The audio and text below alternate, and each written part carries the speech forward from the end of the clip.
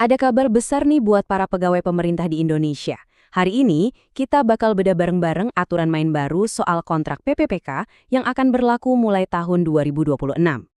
Nah, buat Anda yang sekarang statusnya pegawai pemerintah paruh waktu atau mungkin kenal seseorang dengan status ini, pasti lagi kepikiran kan, kontrak saya bakal aman nggak ya setelah 2025? Ini pertanyaan yang sangat krusial.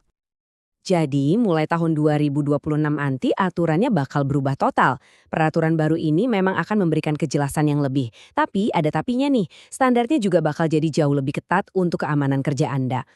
Oke, kita langsung masuk aja ya. Sebenarnya apa sih yang bakal berubah? Dan kenapa era baru untuk kontrak pemerintah ini penting banget buat kita tahu?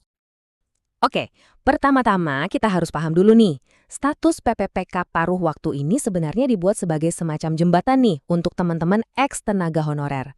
Tujuannya baik, yaitu untuk memberikan kepastian hukum dan pengakuan atas status kerja mereka. Nah, semua perubahan ini landasan hukumnya cuma satu, Keputusan Menpan RB nomor 16 tahun 2025. Dan ini wajib diikuti oleh semua instansi pemerintah, tanpa kecuali mulai tahun 2026 nanti. Dari semua aturan itu, ada satu kalimat yang jadi kuncinya yang paling penting banget buat diingat. Perpanjangan kontrak bukan proses otomatis. Wah, pernyataan singkat ini benar-benar mengubah segalanya ya. Oke, kalau perpanjangannya nggak otomatis, terus apa dong yang jadi penentunya? Nah, sekarang kita masuk ke intinya. Ada 11 faktor spesifik yang bakal menentukan nasib kontrak Anda. Betul, ada 11, tepat 11 kondisi resmi dari pemerintah yang bisa bikin kontrak diputus atau nggak diperpanjang. Yuk kita bedah satu persatu. Kita mulai dari yang pertama ya.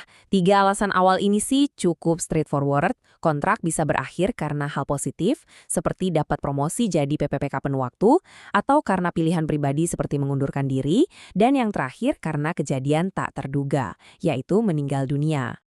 Lanjut, ada 2 faktor lagi yang lebih ke arah kondisi personal pegawai. Misalnya, karena alasan kesehatan, jadi dinyatakan secara medis nggak mampu lagi bekerja. Atau yang kedua, karena sudah mencapai batas usia pensiun yang ditetapkan untuk jabatan tersebut. Nah, ini dia nih yang mulai menarik dan jadi pergeseran penting. Di sini ada 2 faktor. Satu, ada hal di luar kendali kita. Contohnya posisi kita dihapus karena ada restrukturisasi di kantor. Tapi yang kedua, ini yang sepenuhnya ada di tangan kita, kinerja. Kalau target sasaran kinerja pegawai atau SKP nggak tercapai, ya itu bisa jadi masalah. Dan yang terakhir, ini adalah kelompok faktor yang benar-benar nunjukin kalau pemerintah serius soal profesionalisme dan integritas.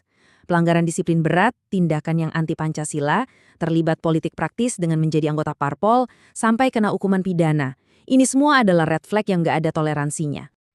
Oke, setelah tahu 11 faktor penentu tadi, sekarang pertanyaannya, gimana sih proses evaluasi barunya nanti? Kayak apa bentuknya? Prosesnya sekarang jadi lebih terstruktur. Setiap tahun bakal ada 3 langkah utama. Pertama, kinerja tahunan atau SKP Anda bakal dinilai resmi. Kedua, rekam jejak disiplin dan etika Anda juga dicek. Nah, dari 2 itu, muncullah yang ketiga. Keputusan dari instansi, apakah kontrak lanjut, putus, atau bahkan dipromosikan. Jadi jelas banget ya perbedaannya. Kalau dulu tuh rasanya sering abu-abu, nggak jelas, evaluasinya nggak konsisten.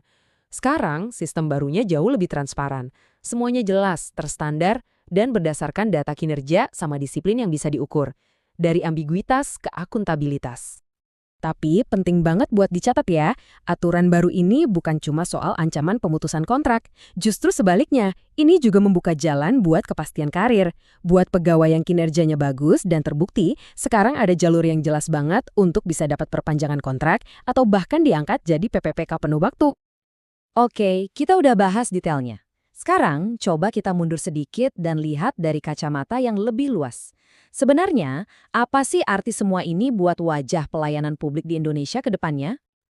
Ujung-ujungnya, semua ini adalah bagian dari sebuah visi besar dari pemerintah. Tujuannya satu, untuk memastikan kita semua sebagai masyarakat mendapatkan pelayanan publik yang efektif dan juga profesional. Sistem barunya memang jelas banget soal akuntabilitas, itu nggak diragukan lagi.